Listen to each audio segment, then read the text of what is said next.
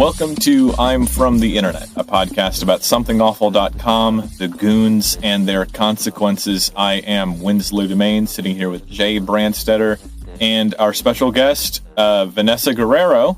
How are you? Hello. I'm great. We're still here. Vanessa is still recovering from all of the diseases. Yes, I got all of them. Yeah, we had to delay for like 2 weeks because of various emergency room trips. So we will be docking that from her pay. Yes. But we're wrapping up the last pieces of Danganronpa, and boy howdy, it's just getting weirder. The main character's in some trash. Take it away, Jay. All right, yeah. So very apropos for our old cover art of the dump. We're in a garbage heap right now, and you're trapped down here. The door is locked. You can't get out. You just have to wait around for a while. And eventually, something comes tumbling in after you, and it's Kyoko, the ultimate detective. And this is a cute bit. She falls out of the trash, and she has a little ramen noodle cup on her head. So that was the junk food junkie thing. She has junk food all over her, like when she's doing her thing. It's cute, but. Yeah, but the whole time there's this very serious reveal that comes up, and she has a little cup noodle thing on her head. That's very appropriate for I think that's kind of this last act in a nutshell. Just like throw everything in there, nothing on the table, nothing on the floor. Go for it. Yeah, very, very. Everything is nice and neat and perfect. Like you fell into trash. Your hair is perfect. Your clothes are perfect. There's no scratch on you, but you do have a perfect little splat of cup of noodles on your head. So like a little fez. All nice, and it's a little tarbouche, The little she's got a Shriner cap. She's wearing a fascinator. Yeah. And so this is the point where Kyoko would reveal to the player that she's the ultimate detective. And now she has a master school. She has a master key for the school, and so we can go anywhere we want now. This is the part like the whole school is unlocked. And she's figured out that whoever the mastermind is the ultimate despair, and that the reason why they're called that is because they caused the biggest, most awful, most tragic event in human history. So the person who caused the apocalypse that caused us to retreat into the school is in here with us right now. Okay. Speaking of escalations. It's just like you and Robert Oppenheimer in a pile of trash. Not nearly as sexy as it sounds. Yeah. So now we're down to this is the end of it. We're at chapter 6: ultimate pain, ultimate suffering, ultimate despair, ultimate execution, ultimate death. I bet that looks a lot better in kanji. I did learn a cute thing about Japanese from Fred the other day, where like when students have to learn how to draw complicated kanji, there are little YouTube videos where they'll have like songs, or like YouTubers will do little sketches to teach them how to draw stuff. That's just like a cute little bit of educational stuff. Like there's one about like all the kanji that uses this character for fish as a root, and one of them is smoking. So it's a song with a little fish who has a cigarette. It's cute. Yeah, I have seen that where like, what is it like? The symbol for headache is just the symbol for mother-in-law 3 times or something like that. Yeah. Yeah, that was going to be a fun bit to do one of those, but it's like English letters. They're like, all right, this is a really difficult one. It's a W, like 4 strokes. Yeah. I do one about that is like, I could be completely wrong on this, but like, let's say that the symbol for headache is mother-in-law 3 times, which is obviously like inherently sexist.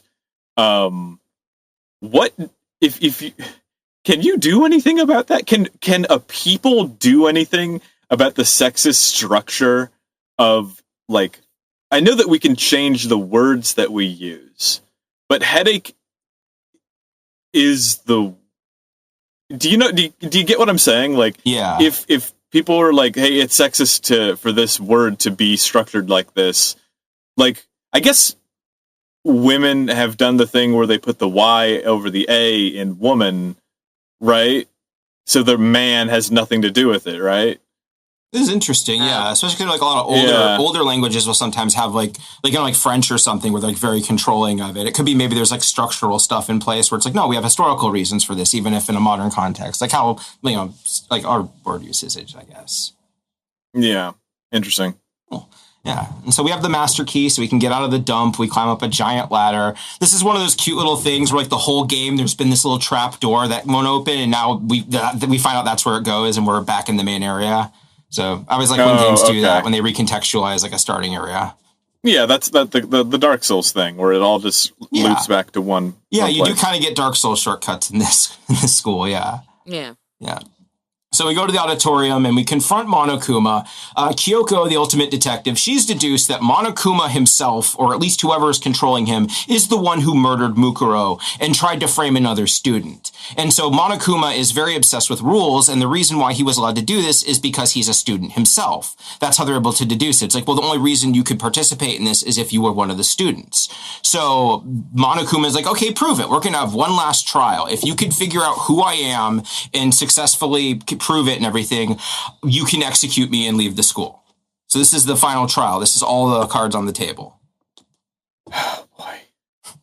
Everybody looks the same.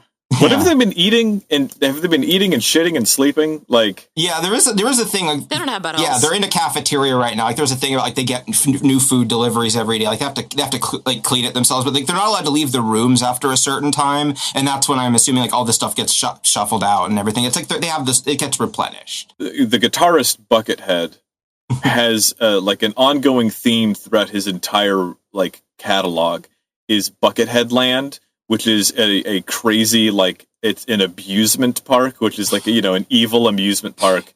The entire, like, all of the roller coasters in the park can fold together to turn into a giant fighting robot to fight, like, Mothra and shit.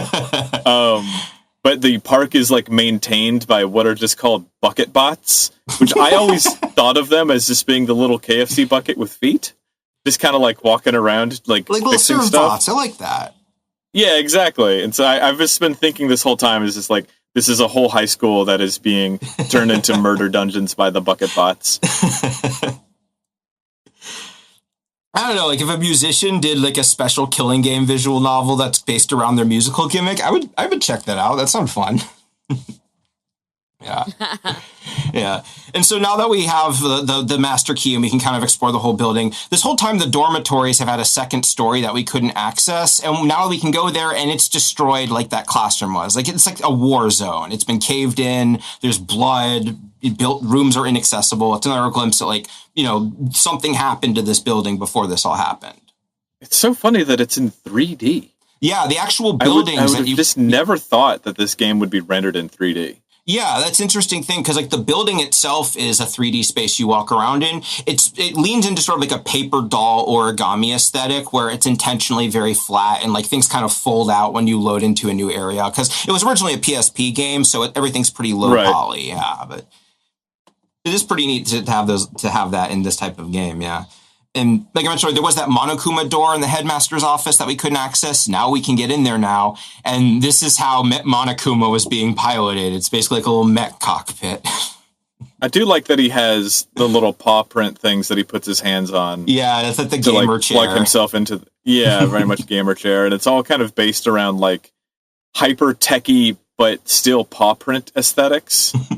Yeah, it's like a furry streamer if they were like a gamer. Yeah, exactly. Yeah, like it's cute. Yeah. The most vile, despicable furry streamer that you can possibly imagine is streaming from here. But yeah, no, one thing that I do think is funny is like some games are doing it. Some games are staying. Well, they're the moving away from having a big heads up display on your games, where like there's a lot of motion to like make your shit be as streamlined as possible so that it's just you and the game. Because like, again, Silent Hill famously has no HUD at all. So you don't know your health, you don't know I guess in the new one you can see your bullets, but in the old one, you'd have to just count them out and hope that you don't get caught having to reload in the middle of a fight, right?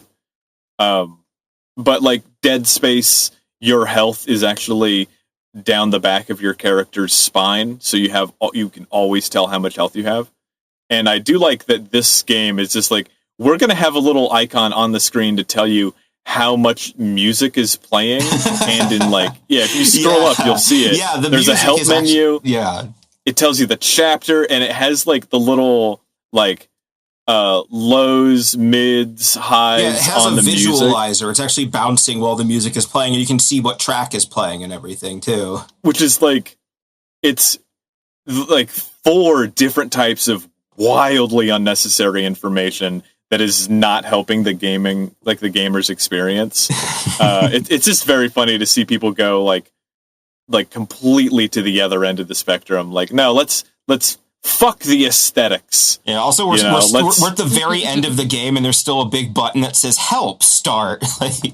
Yeah, like, what are we doing? Like, we're gonna get a loading screen tip that's like, press A to open doors or something when we're about to finish it. I was excited about this next part because I was a biology teacher. So I was like, what's the biology classroom going to be like? It's probably something really cool. And I wasn't expecting this. So we have access to the biology lab, and that's where the bodies of the murdered students are being preserved in cadaver lockers.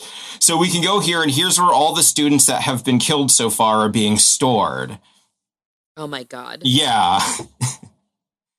And that's going to... they're going to be doing something fucking vile with those bodies. Yeah, we're going to get some stuff with that. Yeah, but... So that's another wrinkle there. And also, while we're searching, we keep finding group photos showing that everyone, including Mukuro, knew each other, but apparently don't remember it because their memories have been erased. Like, now living students are getting pictures of them. Like, this is the entire class. This is all of them together. And what is very, like, they're outdoors. They're in the classroom when the windows aren't covered without cameras. This is like... They had a regular school life at some point, and this is us getting to see that. And you can see them all like they were friends. They got along. Sakura and the big kid were friends. Yeah, I do like the guy with the loaf of bread or like the half of a salmon for hair is slopped over there. It's just like, man, amnesia is just such a overdone thing. Like, the character just happens to have their memories erased, meaning that they're introduced to the world at the same time that you are. It's like, oh man, we're doing this again. They also have an identical twin, like, yeah. I also like that Sakura is like that super crazy strong woman, and she's running so fast that it's kicking up a big cloud of air. Yeah, she's like Sonic the Hedgehog. She's just zooming around. But she's still behind. Yeah, but she's also behind everyone else. She gave him a head start. She's fair. Yeah, of course. Yeah, just very, very cute to see them all together. And just to really cinch this all together, we find a DVD. Also, yeah, it's the late 2000s. We're still using burned DVDs and sleeves as like the main way of storing video around instead of flash drives. So this DVD, it has recordings of every student, including Makoto, the player character, being interviewed by the headmaster and agreeing to be locked into the school, possibly for the rest of their lives. So that's how we're going to the finale. Everything we know has been called into question. Nobody can be trusted, including ourselves. Just everything is up in the air now. Well, they consented, so I guess it's okay.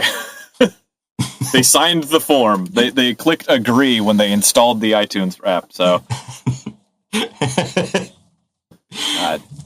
yeah, Monokuma is actually owned by Disney, and they have a Disney Plus demo. So they're cool. Just like I still think anime characters with their big ass fucking heads. It's just so funny to me. Big heads, tight little bodies. Also, it's very funny. The oldest person in this game is the headmaster, and he's in his early 30s. Yeah, that's as old as you can possibly be. What if Dumbledore was like 27? Just Zoomer Dumbledore. Dead and gay, The two things I know about Dumbledore. Yeah. And so here we are. We're down to these last 6 students and whoever's controlling Monokuma. So we go to our trial here. And nothing I love more than to stand with my friends and all face one direction. Just at odd differences in our little poses. Let's all point north. Yeah, y'all just align ourselves towards Mecca. Yeah, y'all ever turn into sprites? Just... Yep. Very good, yeah. And I just have a little thing for Monokuma here. So he says here, since this will be the final class trial, I've come up with a special rule. So listen up. If you can figure out Mukuro's killer and go on to solve the mystery of the school, you guys win. So she says, are you saying if you lose, you'll execute yourself? Yup, sure will. And that's final? No loopholes, no wiggling out of it later? Of course not. Bears never go back on their word. So that's yeah, Vanessa, you know more about the gay community than us. Do bears go back on their word? Notoriously so. Oh, well, the fucking loophole right here. Yeah, we're going into this. Yeah, if we solve this trial, then the killer, we get out. So the big thing here is we were able to examine the body of the dead of Mukuro, the dead person, in the biolab, and we determined their actual cause of death was a series of wounds all over their body. Here, I have this illustration from the files here. You can see these little wounds everywhere. Right. And truth bullets. Yeah, this, like, as it, Danganronpa, the Dangan means bullet, so everything is gun and bullet themed. Like, you have truth bullets instead of like arguments. You say that, yeah. But there's not been a lot of guns or the bullets throughout this entire thing. It's the interface, like when you're doing the courts, like they'll have like little revolver chambers spinning and stuff. Like, it's all like menu things. Huh. Yeah. Fair enough. Yeah. So, and also there was some confusion because Mukuro is supposed to be like a practical hardened mercenary, but her body had these long acrylic fingernails that don't line up with that. And so this was a month ago for you guys, but all the way back at the beginning of this game, we do know someone with long acrylic nails who was killed by being stabbed all over. Okay, yeah, the schoolgirl lady who was, yeah, what Junko. Was she? Like the perfect what? She was the ultimate fashionista. She was the model. Yes. With that tie, I don't think so. Yeah, well, it's very Avril Lavigne. This is the late 2000s, so. Being the best swimmer, I guess, could be an objective thing. But fashionista, again, is just so funny because it's like, it's statistically proven to have the best fashion sense. That's the twist. It was all just an AI judging everything. Exactly. Optimal art detected. Beep boop. Yeah. But yeah, so what happened was the killer took Junko Enoshima's body out of the biolab, disguised it, and then blew it up so we wouldn't be able to figure out that they had repurposed an existing corpse. And the thing that tripped us up was that the corpse does also match the medical information from Mukuro, and it has her Fenrir tattoo. And that's because Junko Enoshima is Mukuro Ikusaba. They switched places before they met up with everyone. The Junko that we met was actually Mukuro in disguise, pretending to be Junko. And this whole time, the real Junko Enoshima has been hiding out behind the scenes. Okay. She's the one controlling Monokuma. She's the ultimate despair. The ultimate fashionista, Junko Enoshima, is the person who is responsible for everything. I wouldn't have seen that coming. No. Okay, here's the thing.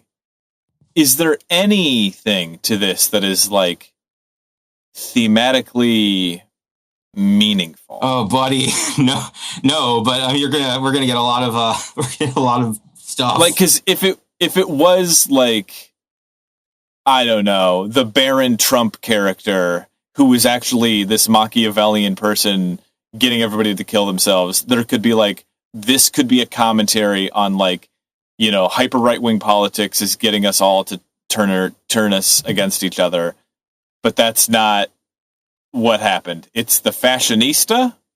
Yeah, I'm glad you phrased it. Yeah, because like a lot of the reason why I was into this was because I thought it was going somewhere. Like there isn't a lot of political stuff in it, but they do mention stuff like the Baron Trump's character, like his family dynasty. There is stuff about like political organizations, and like my touchstone for stuff like this is Battle Royale and the Hunger Games, where it's always about like how the capital or the government is doing this to kids, because like that's kind of thing with kids is they're powerless. It's the adults have power over them, and it's kind of shaping that. So thematically having it just be the person behind this is another student, it just feels like, really? Yeah, it's so like you needed a twist. Yeah, like what it feels like to me was it feels like they got to the end and then they were kind of sweaty with the ending they had and they wanted to change it. So they're like, okay, what information do we have that we can mess with? And one of them was like, what if this person was that? Like it does, I don't have any actual evidence, but it does feel like something that like they changed it, and like what can we change based off what we've written so far? Like you said like earlier, the ending of Lost. Yeah, like they were inspired by Lost, and yeah, this does have that unfortunate part of it as well. The sort of feeling of not really. Although I like the ending of Lost a lot more than I like the ending of Danganronpa, I will say.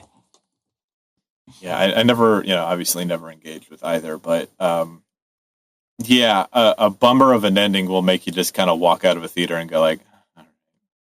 Like, did anybody here see Night House? No. Is that the one with Rebecca Hall? Yeah, Rebecca Hall having an awful time. She's so good in so many things, and like it.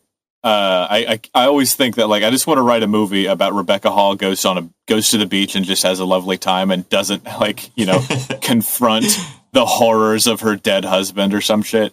But Night House is like this really wonderfully conceived movie that has like kind of elements of House of Leaves to it, like kind of like this abstract non-Euclidean horror. That's so interesting and weird. It's basically like, basically her husband kills himself and she finds going through his stuff that he had saved tons and tons of photos of random women that look like her, but not like sexy, just like women that look like her. And he was like, why was he stalking all these women? And there's like these weird twists to it. And then it all just kind of shits the bed in the last 10% of the movie. But everything else was like so. I just like, for the love of God, I just want like an abstract, weird, quiet horror movie that doesn't have these big set pieces. I don't need a big climactic ending. Sometimes it just can end in just kind of like a thoughtfully arranged, but not like very cataclysmic ending, Yeah, no, I agree. Yeah. Yeah. So what's your take on Junko as the villain, Vanessa? It feels completely out of left field, but it also feels very anime. Yeah.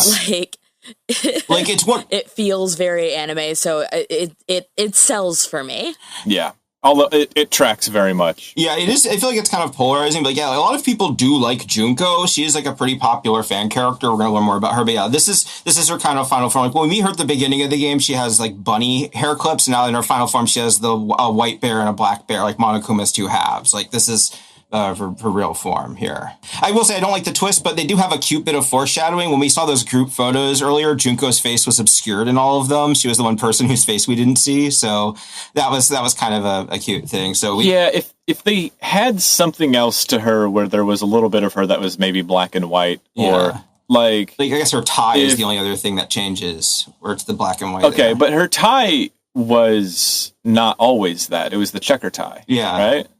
Yeah. But did she always... This is different artwork after the reveal. Yeah, this is the reveal artwork. This is like the real Junko Enoshima, not the imposter. Okay, yeah, because if they had a thing going where there was like a little nod to what was happening, that might have been a little more... feel like this wasn't just out of left field. There is a little subtlety. Like, you can tell the portraits are subtly different. Like, and also, you do find out that... we're going to find out more about that in a bit, yeah. Her name... Hold up. Let me look this up. Her name is Junko Asami? Enoshima. No. Enoshima. I'm going to look up age. And, okay. All right. She's 19. So I guess I can't say anything about the fact that she's being depicted as a schoolgirl wearing almost nothing. Thanks, manga. Yeah, we'll have put a pin in that. We'll have something to say about that later, but...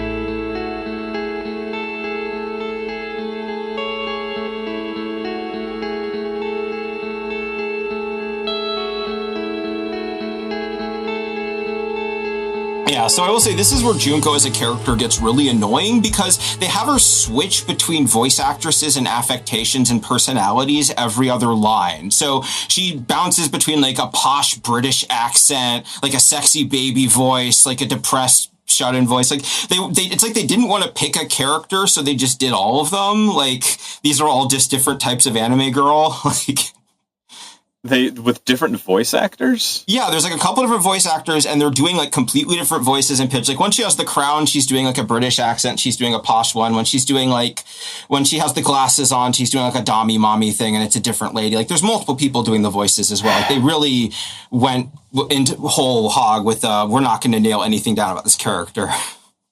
I do have to say, to pull something like that off, that is like a lot of behind the scenes work. Yeah. That's really expensive to do all insane. that. Like you think about how Fallout 4 had like all of their raiders were voiced by like 3 or 4 different people.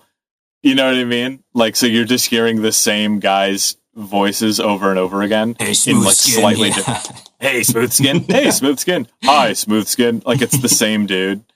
And so, yeah, it is just kind of funny to see like, oh, they turns out you can hire more than the bare minimum amount of performers for your set. Yeah, I will say the voice acting in this game is very good. Like the localization did a good job with that. The trials are fully voice acted, so there is a lot of voice acting in this as well. And like I don't think there's any really bad performances. Everyone does a good job. And like the voice actresses that voice Junko, I think they do a fine performance. It's just like the choice behind it and the way that it kind of fluctuates. Like I just don't like that. But yeah, like I don't like her. Right. So yeah, so at least she still talks like Monokuma sometimes. But I have some reactions here from the thread. R.E.M, that's not exactly the character I'd been expecting. Some people are like, this isn't real. Maybe it's a robot double or something. And no, it isn't. This is the real Junko. Yeah.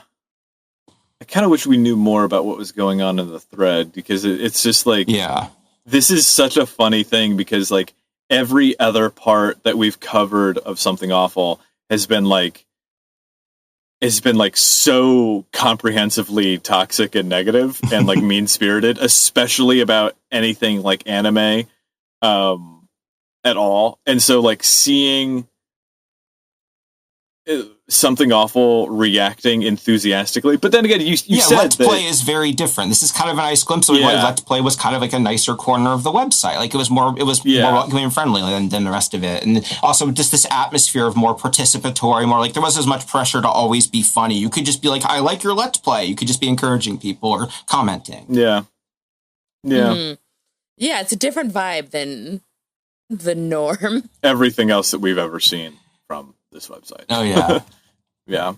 And I guess I will say, tying in earlier about things getting more complicated in anime, when you were talking about them kind of looking similar, Junko and Mukuro are fraternal twin sisters, which is why they can pass as each other. And also the Fenrir mercenary group is part of the big conspiracy behind the tragedy, which is why her sister was in there. So yeah, this was all tying into that. Yeah. I just have an example here. Like this is one of some of her dialogue here. Just I want to talk about hope and despair losing all meaning. We have just as water, air, and food promote growth in living things, the seed of despair also needs nourishment, and that nourishment is hope. Despair can grow only in the presence of hope. Two sides of the same coin divided by a razor thin line, such as hope and despair. Like that's how she talks. In 5th grade, I would say that's trying too hard. You know what I mean? Like that's too much and means nothing. Yeah, like because that you can parse that out, and it's like, surely we could say all of this, like light needs dark, dark needs light. We know that. Like you can't cast a shadow without light. We know this. But like you said all of that in like 54 words. Yeah. And I guess, so this is the big part. This is where we're finally going to learn what is going on outside of the school wall. So if you want to drop any theories before we get to the reveal, this is your chance. Like, any last minute ones. Nuclear holocaust. I'm on the fence of whether or not I would do that, but I don't know how often Japan likes to talk about getting nuked. I would say that they love it. Godzilla, but like Godzilla is in the after effects. They might not show people getting atomized by nukes in this, right? So maybe it's like a disease or some sort of other great death. But so my two things I'm saying here, maybe it's a disease or it's something that is I'm just trying to read into how Jay's been building this up. it's something so small and insignificant that it's like, oh, this is like not that big of a deal. Like maybe there's just like a shortage of like fresh fruit. And that's like the despair. That's the tragedy, is like people are not getting Everyone has scurvy. Yes, exactly. They canceled the school lunch program. Right, yeah. All right, yeah. So here we go. Silent Hills was canceled. That's the great tragedy. Yeah, PT got delisted from the PS3, and then everything went downhill after that. Right. Okay, yeah, so I'm presenting this exactly as the game does. There's no dialogue. So we get this little screen here, and... Okay, my one joke. Yeah, my one so little bit there. It's for the listeners. It's the something awful paywall. But no, now we're going to actually... Look here to register your account. Yeah. Now, this is for real. This is what the outside world is. So it's, as the game presented, just these images. So here we go. Oh no. What? Winslow. Okay. No fucking There's so way. much happening here. So it's the main character reacting in horror to what he's seeing on the screen. The screen itself is 4 images split up by like kind of diagonal lines. It's the Great Buddha, like the enormous statue of Gautama Buddha with his, but the face of the Buddha has been replaced with Monokuma, and his paws are up. The next one is the Eiffel Tower. The top of the Eiffel Tower is the head of Monokuma. The next one is the Statue of Liberty. The face replaced with Monokuma. And the next one is the Sphinx, and the face has been replaced by Monokuma. All of that is really funny, especially the fact that it implies that the top of the Eiffel Tower is its head, where the face of the Eiffel Tower is. That's Mr. Eiffel. Because, if I'm seeing this correctly, the Statue of Liberty doesn't have paws. It has just a normal, regular hand.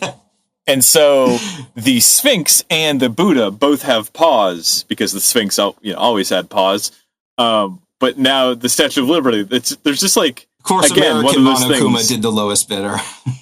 Yeah, it's just one of those things where it's like the thought process was so strictly limited in what was being designed here. It's very funny. Yeah.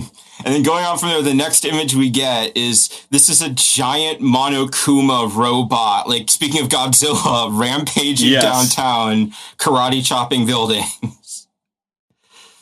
Perfect. And the final image we get here. Oh my God. So it's just like, imagine V for Vendetta, but instead of Guy Fawkes, it's Guy Bear. So they're all just Monokuma faces, dudes smashing things and setting fires and stuff.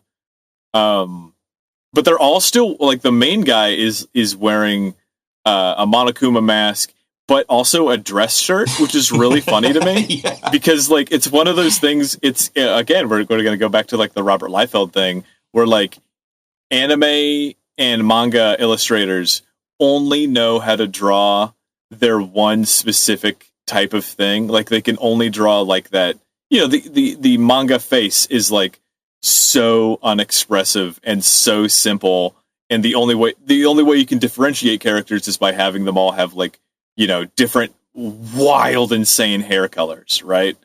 And so it's just like, you have the dress shirts because that's the only thing you've known how to draw. It's like, imagine if you only ever knew how to draw characters in a double-breasted suit, and so every single character in every single universe you create has to have them wearing double-breasted suits. Yeah. It's just, it looks like the Brooks Brothers riot, It's not... Good pull. Yeah, no, that is like that whole scene. It's just like Winslow said, just like an entire riot going on. Like, yeah, this is the reveal. Like, this is the outside world, is that Monokuma has taken over everything, not just the school. So, like, that is how the big reveal here. Even if they get out of the school, Monokuma is still in charge of everything. Like, society has collapsed.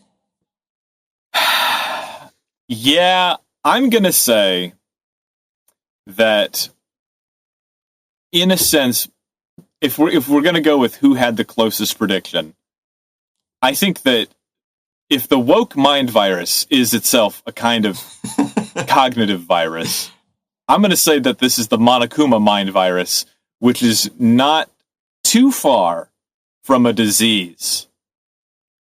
No. I think that we both lost, but I didn't expect to lose in this way. Yeah. Vanessa, do you have anything you want to add? While it was a nuclear holocaust, I'm delighted by what it turned out to be. And I think the image of Monokuma's head on the Eiffel Tower is some of the funniest shit I've ever seen. Yeah, I think that was really funny. It was very funny. Yeah, it's like, I guess my thing is I hate it because like on a conceptual level, I really like the concept, like as a metaphor for graduating high school and realizing that the real world sucks and like all the stuff your teachers told you wasn't really true. Like, I think that's pretty cool. Like the idea of like, I could see this being like, I get why teenagers like this. This is very much that like, but like, like we said, I feel like they could have done more with it. Like, I don't like that. It's just like, oh, like if they didn't literally have Monokuma, like that image is very funny. But I think if it has just been like a broad societal collapse instead of literally the same person and everything, I think that's what I'm just like it just felt a little too small for me, I guess. Like if you're playing that big with it as well, just yeah. Yeah, I kind of liked. There's a thing in we talked about it in one of our other. I think in our most recent episode as of this recording, which is like, fucking forever ago. But in the movie where When Evil Lurks, how they do like an insane amount of world building with just the single sentence of like all the churches are empty and the cities are dead. Yeah. Or something to that effect. Yes. And I love that movie. Such a good movie. I don't normally go for that kind of thing, but I thought it was really good. But there's a thing in Stalker where you just like your whole focus is like what's going on in the Chernobyl zone and your mission and doing all of that. And they don't really do all of this bloviating on like what's happening in all of the other parts of the world, politically, the countries. But you do have a moment where you're talking to one of the guys by the campfire. It's like a completely side conversation where he just talks about like, all the disasters happening across the world and like total economic collapse in the motherland. Like, so Russia's in economic collapse, natural disasters are rocking through Europe, and like the expanding zone is just devastating Ukraine. Like it's like the last free people are in the worst place on earth, and that's really cool. To like you can have like a kind of a nuanced global destruction type of thing, but it's as we've seen with COVID and with like kind of the collapsing of neoliberalism, is that it's like not something that happens in one big swoop where the entire world suddenly turns into the Joker. You know what I mean? It's like COVID made a lot of crazy shit happen all over the world, but not a lot of it, not two things really looked terribly similar. Yeah. And I know, like for me, I also think a part with Junko is that like her motivation is literally, it's just that she's just such a uniquely evil person that she single-handedly caused the downfall of society. Like she's an anime teen fashion model, and she founded a terrorist group called the Ultimate Despair, and they used it to cause society to collapse for no reason. Like from the wiki itself, both Junko herself and the game's creators have confirmed that she truly has no reason to do the things she does other than despair itself, which makes her all the more dangerous and unable to be reasoned with. Like she's like the Joker. Like she's just evil. She's like crazy and evil, but like the idea that society just collapsed because someone was like so crazy that like it couldn't handle it is just like I want more. If they could have come up with like a cool explanation for how she did that, I would have been into that. But they kind of don't, at least not in this game. We'll get into that later. Yeah. I just like that. It kind of pulls me out because not that I was ever in it, but it pulls me out in the sense that like. Vanessa, I'm sure you've seen the Creep movies, right? I have. Yeah, I've seen the first one. Yeah, where it's the serial killer who's like recruiting people, and it's like found footage home movies of a serial killer explaining how he's a killer. And I've just known I've like I you know, one of my family members is a criminal psychologist, and I studied psychology, and I've read all the you know, this kind of psychology is my whole thing, and knowing that like the idea of the mastermind killer is so dumb because you have to be profoundly fucked up and broken and stupid and disorganized and have a truly disorderly mind in order to be so fucked up that you would do all of this mindless violence, because humans are simply not built to be killing machines. I mean, even the Germans didn't that's why they did the gas chambers, is because they knew that they couldn't continuously have their guys murder people in cold blood over and over again, because no matter how psychotic you are, it does build up over time and it does destroy you. And so when there's a character who's like, no, I am evil man, I like pain and bad, it's like, what are we talking about? That's not a thing. No, you don't. Also, look at the arcs on the pillars here. All of these pillars are totally different heights. You're right. Yeah, this is a commercial visual novel. So this is way better than some other popular ones. But yeah, it is very. This is a background image you see once, so they're kind of on a deadline. Yeah, that's so funny. Yeah, and so I have this shot here because this is where I also get the reason why we passed out the beginning of the game is because that's the point where our memories were erased. It's actually been 2 years since we arrived at Hope's Peak Academy. And that's what that's enough to change the Sphinx. Yeah, that's what all those pictures were. Was we attended Hope's Peak as normal students in 2009. Then in 2010, Junko caused the collapse of society. And in her words, this is how she did it. If I had to describe it, I'd say it was none of those. How can I put it? It was more of an ideological thing. Despair is contagious, you know. It's almost like a natural phenomenon. Everyone is capable of it. And now the entire world has fallen into despair. Okay. Yeah, despair being the thing that makes you super active. And it makes you capable of the masonry required to add an enormous bear head to the Sphinx. Whenever I'm getting really sad, I'm always like, where can I put large bear heads? I guess that's what happened with RFK, because he put that big ass bear in the fucking wood or in the bike path. Man, he must have been so. He must have been so sad. Yeah, if Junko had just been a furry, all this would have been averted. There are healthier ways of putting bear heads on things. It's true. We always say that. Yeah. And there are sequels and prequels and spin-offs and stuff. So this has all been kind of retconned into sci-fi mind control and armies of robot bears. But it's one of those things where the more they try and explain and justify it, just the more ridiculous it looks. They try, the downfall of society is portrayed across the Danganronpa franchise. Jesus Christ. And then there's you're scrolling through some stuff that's real bad. Yeah.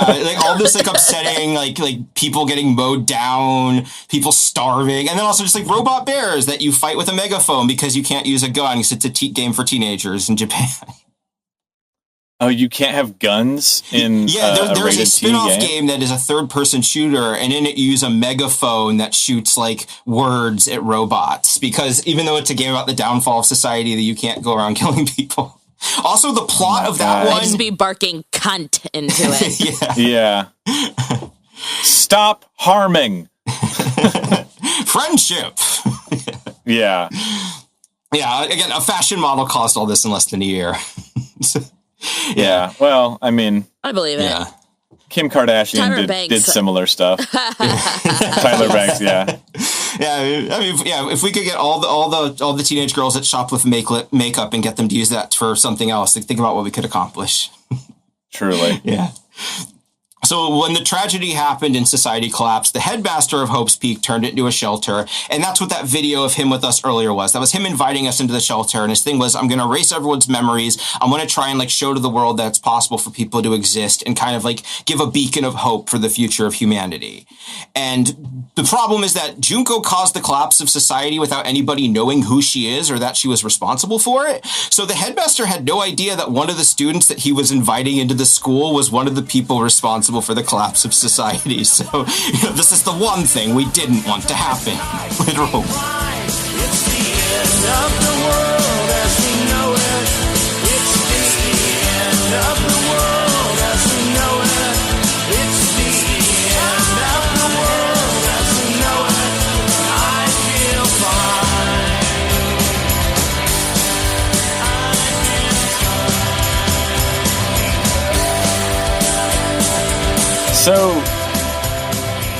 Now, okay, causes the collapse of society, and then builds all of these Machiavellian plots to get people to continue to murder each other. Like, why? Despair. Do we just we just despair? Yeah, that's it. Why these kids like this? Just like, because I feel like if you really wanted despair, you could just like use nerve gas and like poison an entire country's water supply. You know, like Yeah. but Agent like Orange. specifically fucking with a bunch of high school kids is just like, this is beneath you. You just destroyed the world, and now you're picking on the best swimmer? Like, what are we talking about? She is a teenage girl. I mean, I imagine if a teenage girl had ultimate power, that's exactly what she want to do, is like torment the more popular kids that made fun of her. I mean, she's a fashion. What is fashion if you don't have like an audience for it? You know.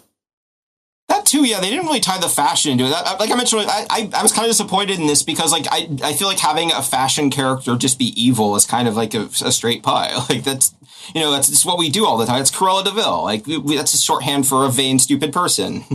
Winslow just accidentally sent me into a little mini existential crisis. Ooh, I do that. Oh yeah. Because in the pandemic, I was like, what is fashion if nobody could see it? So I started dressing like a Grey Gardens character. So I'd be like home alone and I'd be wearing like a faux fur coat and pearls. Oh yeah, that tracks. That's so that fun. tracks for you.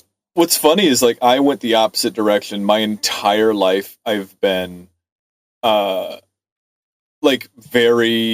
I never chill. Like all of my clothing is really tight fitting because I don't know. I mean, people have to force me to calm down and to be comfortable. And so like, I'm always wearing like jeans or like some sort of like serious pants. And only like until like last Christmas am I actually wearing I'm wearing pajama pants in the studio right now with little Yetis on them. And like, actually, mine got little Homer Simpsons on them. Yeah, exactly. Like it takes so much for me to just like be a little bit relaxed. Oh gosh, yeah. So I'm very much the same way. Like I'm up until my 30s, I dressed like a Tim and Eric character. Like I just wore a polo shirt around the house. Like now, I guess once I learned I was autistic and everything, that was one of the things I learned about. Now I dress like all in active wear, and I'm very comfy. And yeah, it's fashion is very important. Like on a practical level, like the clothes you wear affect like your day-to-day experience. It's like having a good mattress. It's important. Yeah. It I just like makes looking nice, but my roommate and I actually race each other to see who can get into pajamas faster. That tracks. Yeah. Like we'll get through the door and be like, go! Yeah. Well, see, that's why we just got to get you spray-on pajamas. Yeah. Hell yeah. No, there's a fun thing about Fred too. Is he wears a lot of those like the Ebenezer Scrooge long night shirts because his little legs and everything. That way it's a lot easier than putting pants on and stuff. So it's just we're bringing those back. With all due respect, the man is essentially the size of like a Raggedy Ann doll, right? He literally used to climb into drawers when he was a kid. He is a small man. Yeah, I mean, like, so it would be very, very hard to get him a shirt that's like a properly fit shirt. Right? Like I'm not trying to be mean. No, you're not. I'm very curious. Okay, I'm going to mention it now. So I can't say who or what because it hasn't aired yet, but I took him to an interview once and we were at the interview and I helped lower him into a chair to sit because it was going to be a couple hours. It was a very low chair. And afterwards it was lower than his wheelchair. So he couldn't climb into it. So there's all these like professional camera people and recording people setting up. And I'm trying to basically like deadlift him into the chair and he's wearing that shirt and like his butt's hanging out. I'm like, ugh, like trying to cover it up while I'm loading him in there. And it was just like, so yeah, those shirts can actually be a little too short if you're not careful. But it was just a very funny moment to be like, I'm in front of, like, I am ostensibly in the same industry as these people, but I am so not. That's fun. What a treat. Yeah. So she orchestrated all this. Also, she orchestrated the shelter, too. She is behind an opening. She wanted the shelter to happen so she could take over it, so she could turn it into this TV show to broadcast to the world to cause even more despair after society collapsed. Like this... this game isn't really about anything. It's just like, ultimately, it's just about a bunch of teenagers using the power of friendship to beat a bad guy. Like, it's anime. Was it H Bomber Guy who did a video attempting to explain the lore of Kingdom Hearts? I think that was Somebody Polygon. did. Like, one of the Polygon people did that. But yeah, I've seen... Brian David Gilbert. Yeah, Brian Gilbert, that Yes. guy. Yeah. His videos were so good. Yeah, his videos are so good, and I will hold my tongue on everything else. But he... It does strike me as the same kind of thing as the trying to explain the lore of any of these things, which is just like, it's just like the most profound thing that you can say is what is on the screen right in front of us, which like I don't think that they wrote to be funny, but it's the main character like, ha! And it says, as long as there's hope, we'll never give up. Yeah, that's how that would work. If you don't have hope anymore, you will have given up. When people are killed, they die. As long as I have water on my body, I will be wet. You know? And there's a little hope bullet at the bottom here, and there's so much shit going on the screen, but it's like the if you wanted to say that this story has like a moral or like a guiding theme to it, it's that hope is good when times are bad. Cool. Hope will triumph over despair. Thank you for that. Yes. So your final thing is you have to convince your classmates not to give up and believe in themselves so you can leave the school instead of living in relative comfort forever with Junko. So you vote and you execute Junko. So this is where our final execution we're going to get, and I'll send you the link here. Okay, the main evil lady, the fashionista, is guilty, but now she's being killed by the thing that she was controlling. She seems pretty cool about her own death. That is a weird element. She's in a circus? Yeah, she's into it. Oh, okay. They're just going to do everything to her. Yeah, they didn't think of anything new. They just have her go through all the executions they already came up with. Boo. Oh, wow. Yeah, really, with we just got to wrap it up. You've been amping up. I've been waiting for the bass to drop. I've been waiting to nut. I've been waiting for the ultimate thing. And you give me nothing? The ultimate disappointment. I know, I've been cultivating despair all along. I guess I'm the real Junko after all. I have thoughts. So yeah, it's the despair lady she goes through every possible punishment, you know, kind of being drawn and quartered through the whole thing. What this is, I know exactly the fucking target audience for this. Because this is for the people who use words like neurospicy.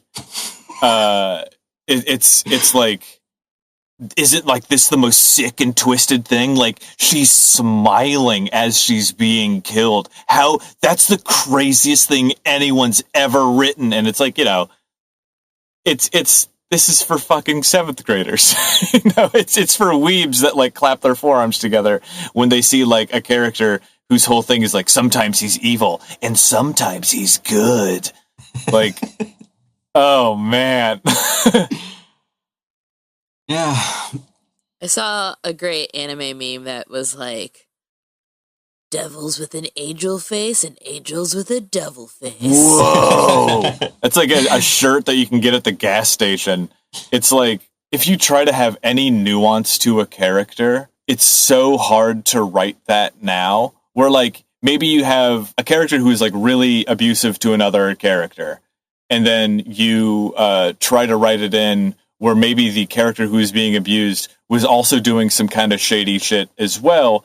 Not enough to necessitate the abuse, but definitely doing some gross things as well to kind of color their character.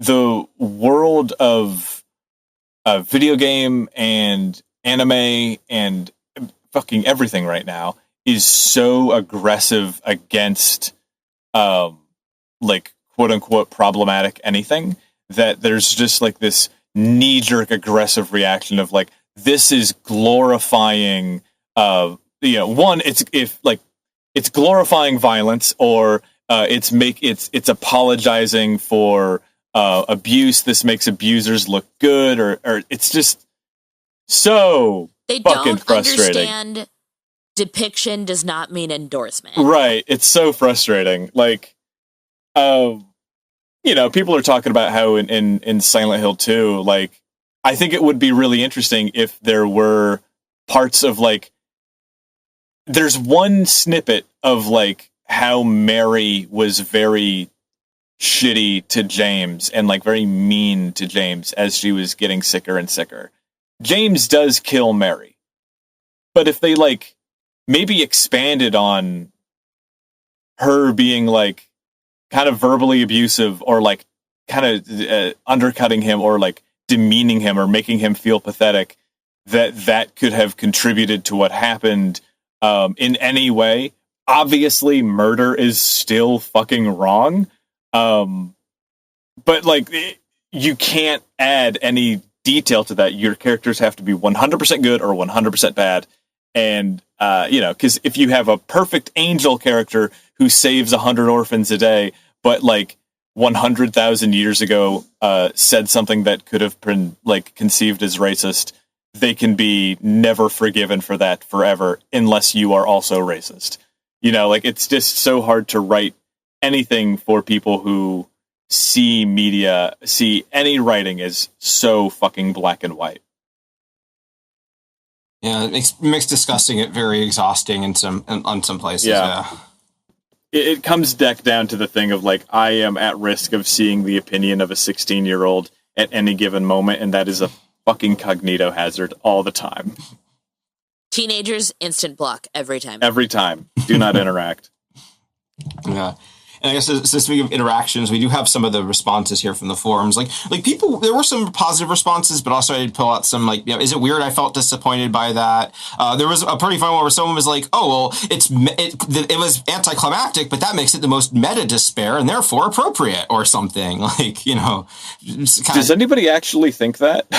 No, or were they just taking the piss? That was just goofing around, but I thought that was funny. So, yeah, like...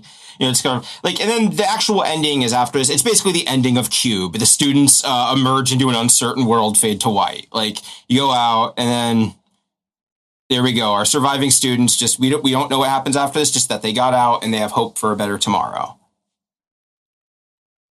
How? Well, there are sequels now, so there is, like, stuff that goes on after this. They get really. Basically, what happens with the sequels is they're all about Junko, basically. They're all just about, like, bringing Junko back one way or another, like trying to recreate her with an AI, or clone her, or have someone use, like, special powers to become her. Like, that just becomes the whole thing, as it becomes all about Junko, instead of in a way that I kind of hoped it wouldn't. Like, I would have been, that's why I played the sequel. I'd like a killing game that doesn't have the meta plot's out of the way. Let's just do a killing game. Instead, it's like, no, it's still doing mysteries. It's still trying to fool you and subvert you, and it gets more and more complicated. Like, I don't want to spoil the ending of the third game, because I know your folks are still playing through it, Vanessa, but, like, the ending of 3 is, like, even Danganronpa fans were like, oh, come on, some of them. Like, it was really, really out there in terms of, like, a way to end the series. Yeah. Do people actually look at that as a hopeful ending? I guess, like, not really a hope. I guess it is, because it's like they reject it. It's all like it is, like, about them, like, escaping with their lives, even if it is, like, escaping into an uncertain future. I guess it is seen as optimistic. I mean, it is an uncertain future in the sense that, like, the entire world, at least Egypt, France, and wherever that giant Buddha is, and the United States are all, like, unlivable, riotous hellscapes. I mean that's what being a high schooler now is, basically.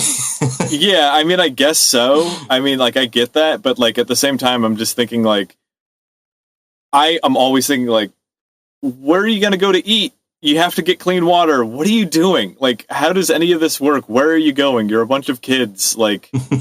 Dysentery, immediately. Immediately, like, you have...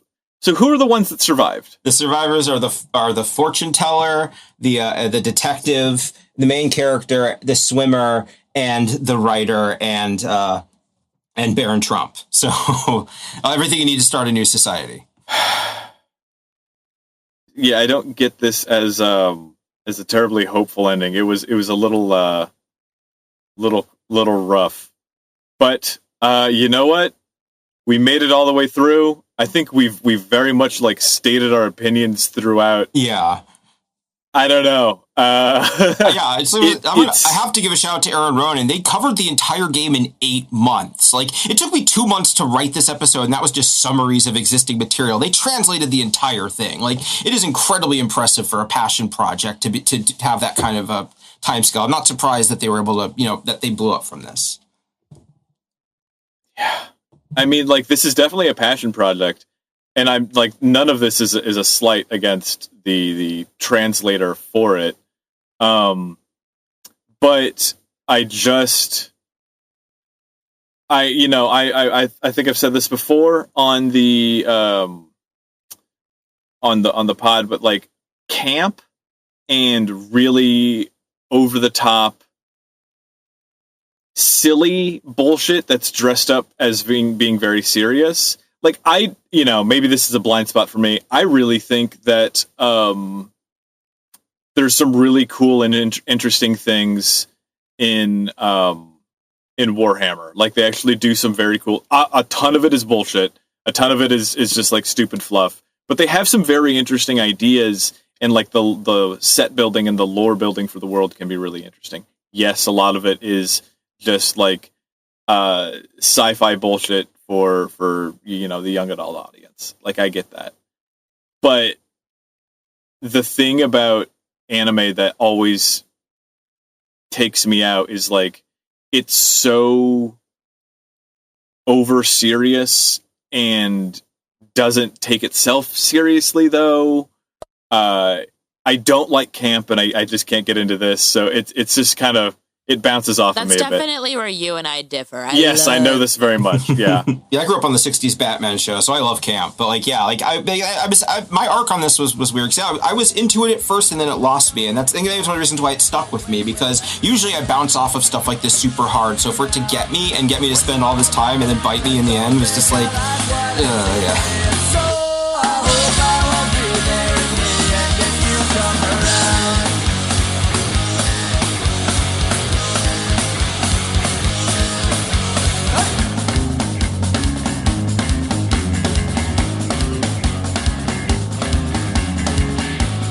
All right, yeah, so I guess to wrap up the Something Awful side of this, I've shown this graph before on the show and on the account. This is the forum registrations by quarter for the Something Awful forums from 2001 to 2016. And Danganronpa is 2012, and that is the last time that these registrations trended upward before GBS 2.0 happened and we had this huge drop-off. Like, you could see they have like a sort of peak in 2003, a peak in 2007, and then there's a slow downward trend, and then 2012 they get a bump up from Danganronpa, and then 2013 is when they decide to we're going to do an episode about that, but they make some choices that kind of make the whole site worse. But is this the banning anime? No, this is Halloween 2013 was when they got rid of all the rules in the main forum and let people just kind of like run wild. But what do you mean they got rid of the rules? Like I said, it's going to have to be a whole episode. It was a big thing. Okay, that'll be a whole thing. Okay. That seems a major like culture shift on the forums that like struck like a killing blow. You could see the registrations how dramatically they dropped off afterwards. Like, it is going to be interesting. But yeah, so that's why this is interesting, because this was kind of the last chance the site really had to like pull out of that descent before they had this big event that kind of really made it clear that the site was never going to be what it used to be.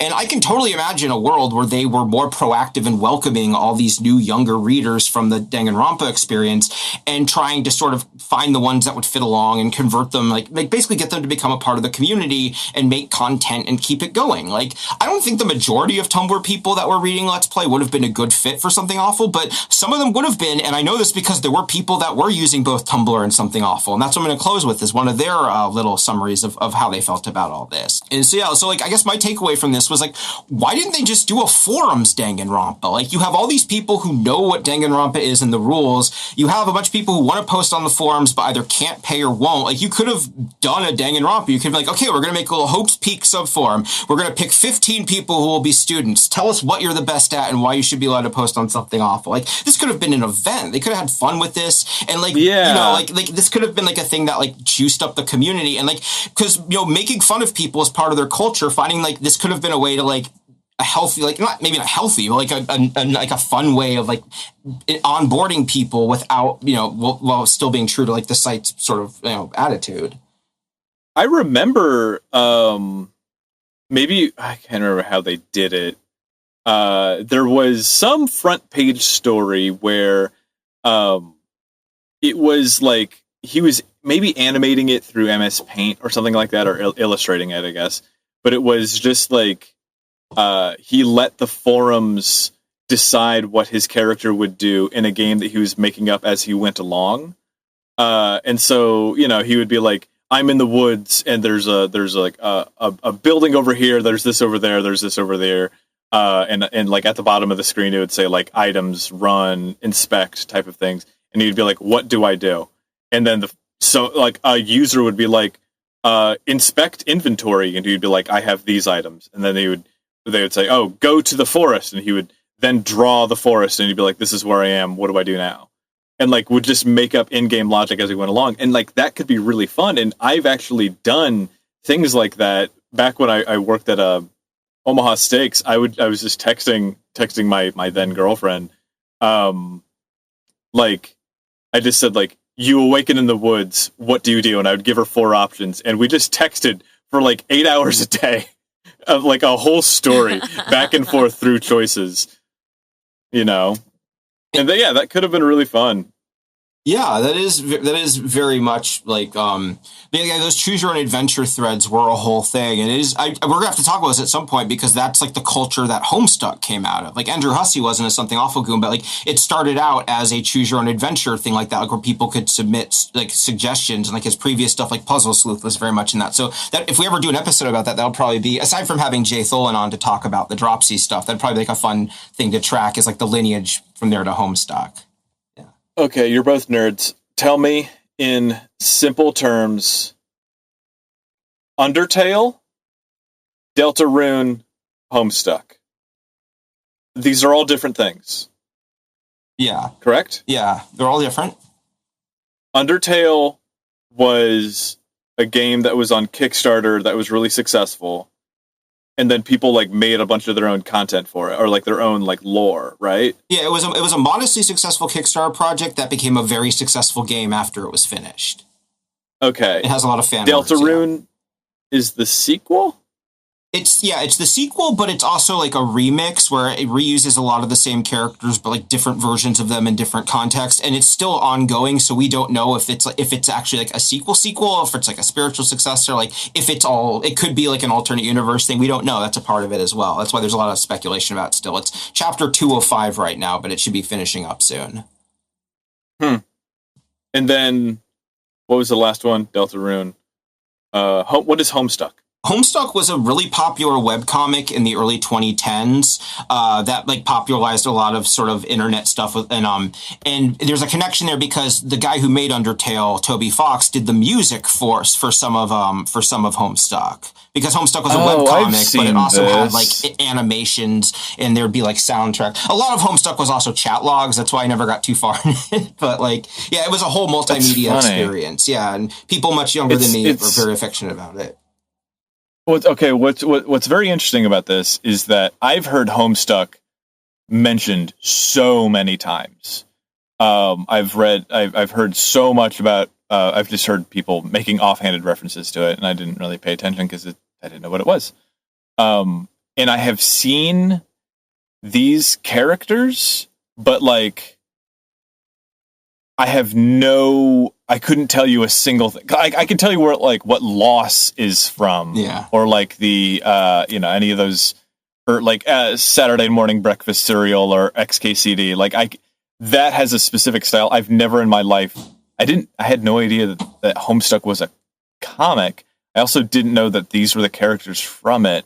It's funny, I've heard of both of these things and I've seen them, but I've just never put it together. Yeah, well, I will shout out, there's a podcast called Homestuck Made This World that is actually hosted by two former Something Awful posters, and they mention, like, they use Something Awful as the reference for how people are reacting to the comic. So I've never read Homestuck, but I listen to Homestuck Made This World, so I know the basic plot beats and stuff. And it's a good show. If you're curious about Homestuck and don't want to read it, I'd totally recommend it.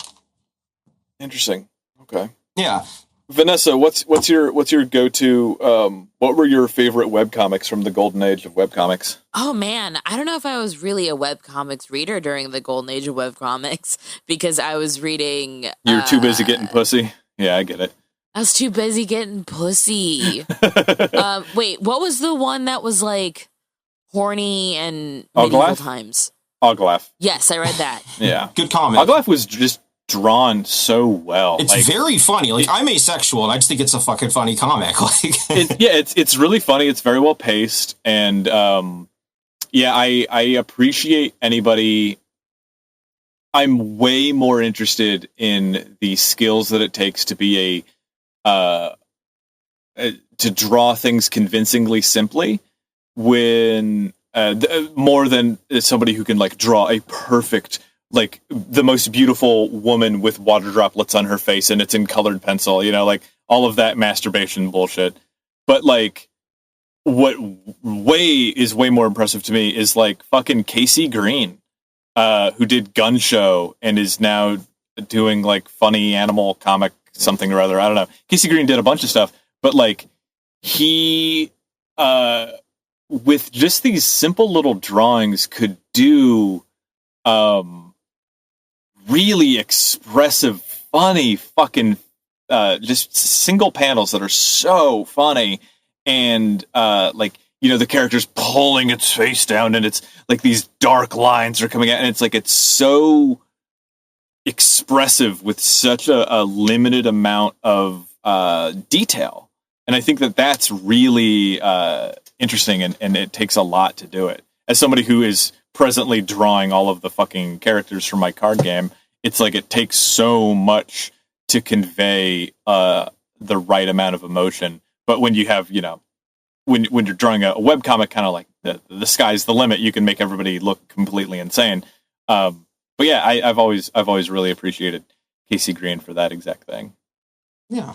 And I guess to kind of tie the choose your own adventure thing full circle, I found out that in 2023, they actually, another thing is that they do have like a culture of playing like Mafia and Werewolf, like those type of social games that you can play on forums. And someone did a Danganronpa themed Mafia thread. So like they did eventually do this, so funny. Just like a much smaller version of it. You can even see like they got to pick out the characters, and that's a cute gimmick, I thought, for a little thing there. Yeah. And God, it makes me think of like that thing about like asking the architect about like why we don't build buildings like the Gaudi Cathedral, and it's like, well, we don't know how to do this anymore. And I just look back at like all of the crazy fun shit that people used to do when our means of interaction were in the confines of a forum, and it was just like, imagine if something happened to the human race and we can no longer play charades. You know what I mean? Like, what if the art of miming was wiped out? And it's like, yeah, none of us like mimes now, but if we could no longer pantomime different actions, how would we tell people what we're doing when they're too far away to hear our words? You know what I mean? Like, it's just sad. I kind of wish that we had a way to explore this type of interaction, Yeah. Totally, yeah. And I guess my only real, the only real thing I left here is that thing I mentioned about, I found this poster who was both a Tumblr user and a Something Awful poster. Their Tumblr account is Kirby's Pop Culture Junk. And I pulled a little quote here because they talk a little bit about at the end where they reflect on it here. I'm just going to read this as my closing thought here. So they go, All right. Using Something Awful around the same time that I started heavily using Tumblr meant that I got to see both sides of the infamous Danganronpa Let's Play paywall situation. I'm not going to lie, all the posts getting upset that Lotax would put the LP paywall back up whenever a new chapter of the Let's Play for the game came out used to crack me up, as did seeing all the ways people would circumvent it by even posting goddamn screenshots of posts in the thread. I was even there for when Slow Beef infamously banned someone for using the phrase intriguingly moe to describe a character, and let's be real here, Slow Beef was completely in the right. Remind me what moe means. Sorry. Yeah, we pulled it up when we did last time. It's like cute, like anime cute girl. Okay. Yeah. Yes. Sorry. Travis Touchdown vibes. Yeah. When Lotax committed suicide a few years back, there were a lot of people making self-reflective posts about their own lives on something awful, and I completely understood why, and even had my own little taken-aback moment over being reminded of that period of my life. Lotax was a genuinely reprehensible human being, and even when I was an active user of something awful, a lot of the forum regulars were well past tired of him and his antics. But people used the site and turned it into something that I don't think Lotax had ever wanted it to be. For a large chunk of people nowadays online, especially leftists/progressives in their late 20s and mid to late 30s, that was where a lot of friends were made. I made some of my longest lasting internet friends on that site, including people I talk to this day. I learned a lot from the people I met on there, including people who helped me gain new perspectives on things in life. Before becoming an SA goon, back when I was a lonely post-college dropout living in an entirely new town away from home and away from all my friends I grew up with, I was almost a reclusive outcast, a college liberal dirtbag leftist who watched Bill Maher. People on SA that I met got me to knock all that obnoxious shit off, and I don't even think they realized it. Even though something awful was only a footnote of a few years or so of my life, it was definitely one of the biggest moments of my internet life, and maybe one of the times I went through the most changes as a human being. As a website, it was an awful, awful place full of stupidity. Never forget the guy who peed Let's Play into the snow. But I can't ignore the fact that I also made some friends with some very cool people who helped mold me into the person I am today. And like, these are the people, like there are people like this on Tumblr. This is, we missed out on this. Like we got them, but like, I thought that was such a wonderful look at how this impacted people who most Something Awful goons probably wouldn't think of as like real Something Awful posters. Someone who was just there for a little bit. Yeah, man. I mean, like the thing that I come away from this is just like, I hate to, how do I put it? The internet's fucking real.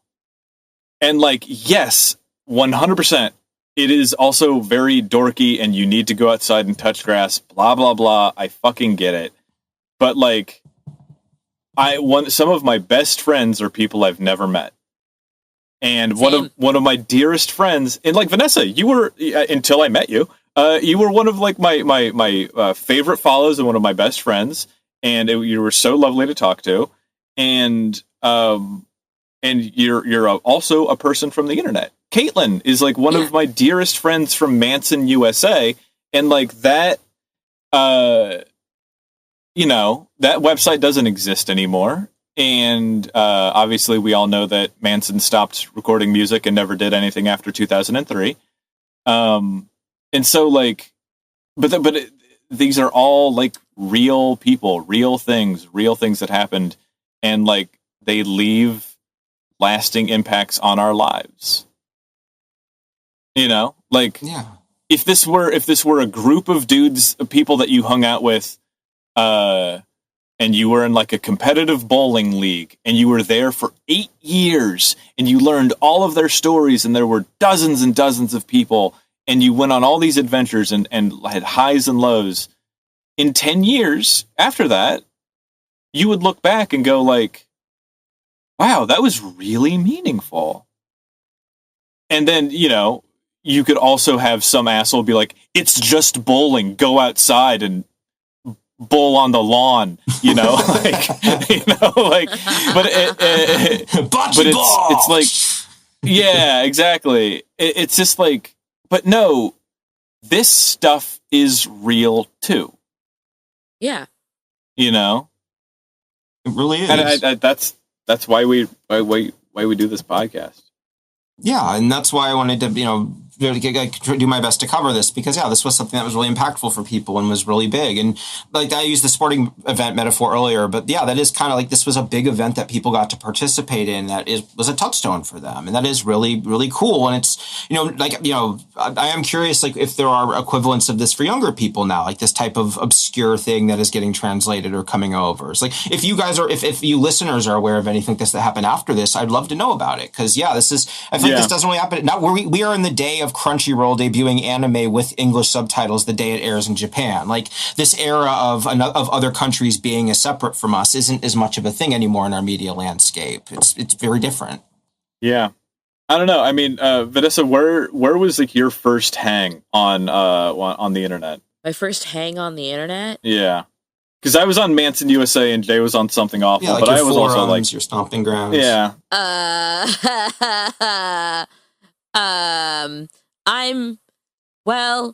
vampire freaks. Yeah. Hell yeah. I was about to say, it's going to be something horny or it's going to be something very gothy. That's what because this whole time, Jay and I have our video on. You just have your little picture of you covered in blood, which is very ironic given how much you've been hospitalized recently. Yeah. So,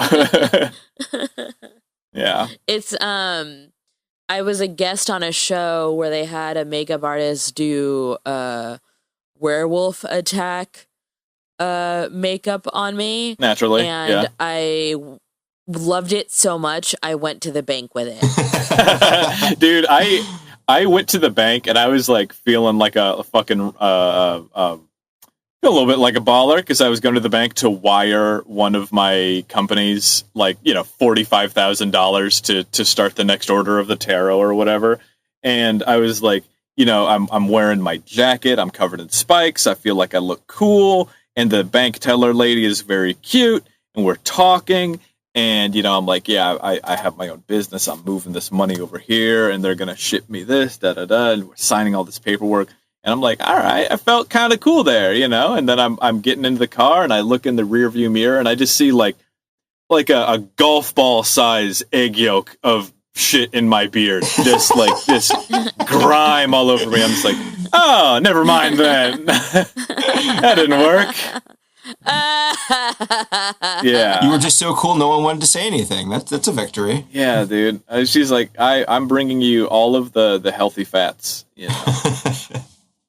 Well, this has been good. Do you have any final touches here? Yeah, yes. The only real I thoroughly enjoyed this. I was worried this would be a bit of a boondoggle. I know it is a little different from our usual programming, but yeah, this was fun. We're definitely gonna be trying new things as the show expands, and this was interesting. But yeah, thank you so much. I guess my only real thing was, I guess, kind of like in terms of like the forums and like the way that we talk about them. Like I did kind of have this image almost of Lotax as like a Monokuma type figure, where you have like this community and this environment, and there's like one guy in charge of it who just keeps like getting bored and like doing shit to shake it up that causes things to get worse. Like, I don't know, just yeah. I do. Parts of me really likes the Lotaxian, like the just little fucking around with the forums and making weird rules and kicking out whole swaths of people and just all of that. I thought was really funny. And there's a part of it where it's just like, not to be the guy who's like, oh, but then he did something that affected me. But like, there hits a point where it becomes pretty obnoxious. But I do like how, imagine if we had Twitter as a private company and we're just going to be like, all right, no more blonde men. All blonde men are kicked off the website. It's my website. I get to do this. And, Lotax did shit like that. You just kick out whole swaths of people or like just fuck with people. And that's fun. But there's a certain part where it's like, you can't run a website for that long being that erratic. Yeah, and ultimately didn't, so...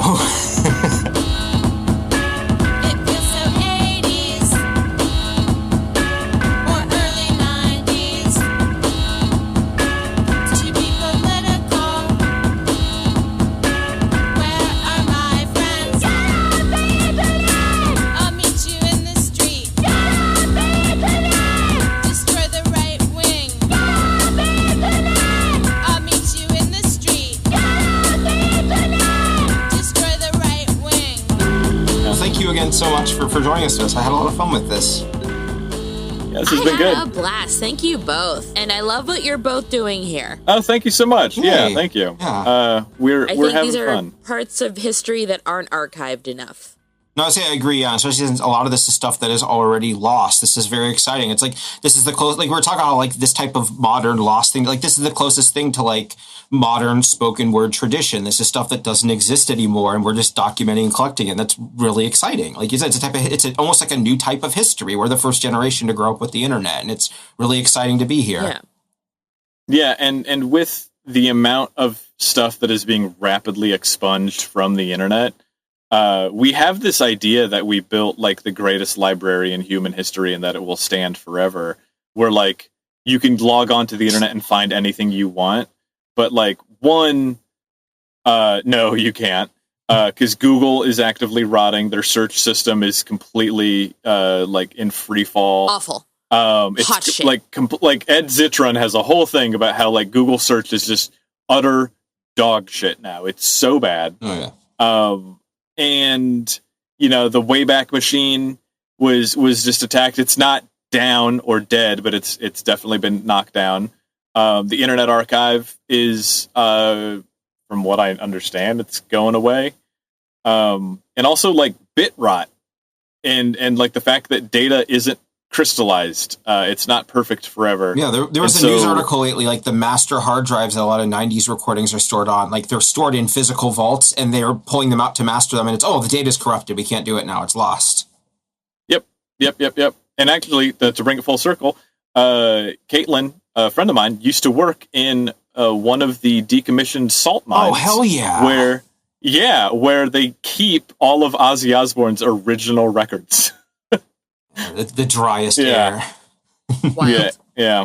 So, it's just the thing of like, we are, in a way, we are the can of Rust-Oleum fighting the entropy, fighting the rusting of the internet, doing our best to like capture these little glimpses of it. Obviously, we can't capture wholesale all of the data of an entire website, or like every little aspect of it. We just have to relay back to you how it felt and what it impacted. It's an interesting pursuit, because I really care about these stories and what they mean for the world moving forward. So I'm glad that we're doing it. Me too. I'm glad you're here. Anyways, Vanessa, where can we find you? You can find me under NESS Guerrero on Twitter. Wow, that's my own last name. And SNES Guerrero on Instagram. And a show that I produce called 10 Minute Power Hour. It's on a YouTube channel called The Grumps, and that's every Monday at 9 o'clock. Yeah, great. And that's so... I'll be picking your brain later about all of that, because I have things going on. And you can find us at iftipod@gmail.com. Again, still looking for ideas for anything with the old internet. Anybody who's got early experiences of the internet that you might want to talk to us about, we'd love to hear from you. We're still looking for writers and potential guests as well. And iftipod on Twitter. And you can find me on winslowdomain.com, as well as Winslow Domain on Twitter and Calculations on Instagram. Jay? And I'm Jay Brandstetter pretty much everywhere. We talked a little bit about webcomics this episode, so our bonus episode that should be out by now is it's about Gene Catlow and its creator, Albert Temple. It's a real roller coaster of a story. That one's crazy. Yeah, I really enjoyed doing that one. And also, the Zyborn Clock episode is coming up, so we're going to be putting about 4 hours of interviews with Fuego Fish, who was the head of story for Zyborn Clock. So there's some really fun stories. I'm going to be retelling some of them in the episode, but some of it isn't going to make it there. And just in general, it's very fun to hear this whole thing, like hearing what it was like to work on Zyborn Clock and the environment. And that episode's going to be really fun. Yeah, that's going to be so good. There's just so much to say about that. I was telling somebody the other day about like how Zyborn Clock has worked its way into so many other pieces of media. It's just like the 5 Aces and all that, just bizarre shit. Yeah, so, we're going to have some really fun reveals of like original information and people who worked on it and stuff. I mean, I'm hyped. Of course we do have, all on our Patreon. We have all of the extra episodes. Just give us $1 a month. All of that money goes to Jay and Steve, and you can get access to like just an unbelievable amount of cool shit that we've recorded over the years. So, and it's a lot more raw. I don't know why. When I know it's for the Patreon, I'm like, I'll say whatever I want. So, but anyways, thank you all so much for listening, and we'll be back next week with even more. Danganronpa.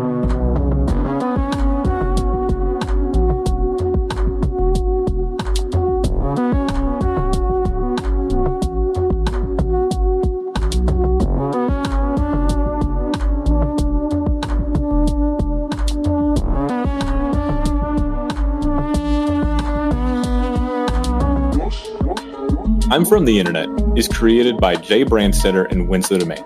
Edited by Steve Brown. Music by Steve Is Broke.